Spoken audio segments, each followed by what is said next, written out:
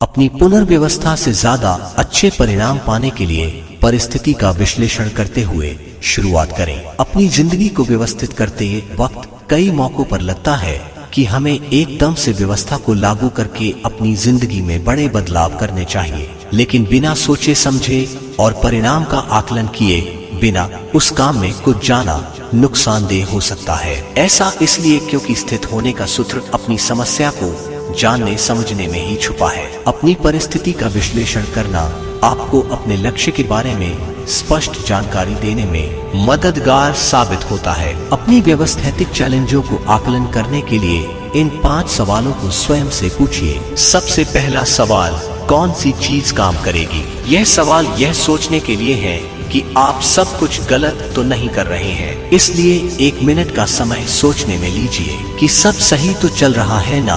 यह आपको ना सिर्फ अपनी अच्छी आदतों को छोड़ने से रोकेगा, बल्कि साथ ही साथ आपको उन चीजों को अपनी जिंदगी में अपनाने में मदद करेगा जो काम कर रही है। अगला सवाल है, कौन सी चीज काम नहीं कर रही है? आपके सिस्टम में क्या गड़बड़ी है, यह जानने के लिए आप अपनी रोजमर्रा की जिंदगी की कमियों को सूचीबद्ध कर सकते हैं और यह भी लिख सकते हैं कि कैसे वे आपके जीवन को धीमा बनाते हैं। इस सूची को किसी ऐसे स्थान पर लटकाएं जहां पर आपकी रोज इस पर नजर पड़े। अब तक आप जान चुके हैं कि कैसे आप खुद को सुधार सकते हैं। अपने आप से सवाल कीजिए कि कौन कौन सी चीजें आपके लिए मायने रखती है। ये चीजें कुछ भी हो सकती है, जैसे कि मान लीजिए कि संगीत आपको किसी कठिन दिन के अंत में विराम देने में सहायक साबित होता है, तो आपकी जरूरी चीजों की सूची में गानों की सी प्राथमिकता हो सकती है। जब आपको पता चल जाए कि आपको कौन कौन सी चीजों को रखना है,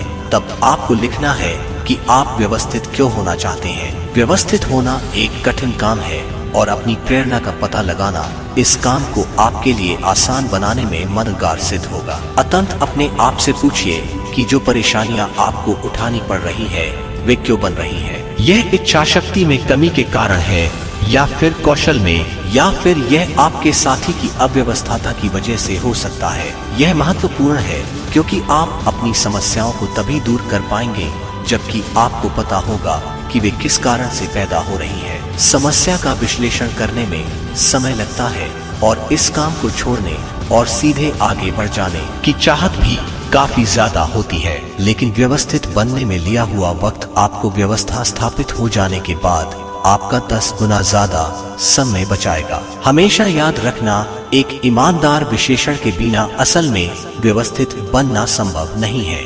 आज के इस वीडियो में इतना ही। वीडियो अच्छी लगी हो तो वीडियो को लाइक शेयर करना ना भूले। इसी तरह के और नॉलेजेबल वीडियो देखने के लिए हमारे इस चैनल द समरी वर्ल्ड को सब्सक्राइब करके बेल आइकन प्रेस कर दें। धन्यवाद। आपका और आपके परिवार का दिन शुभ हो।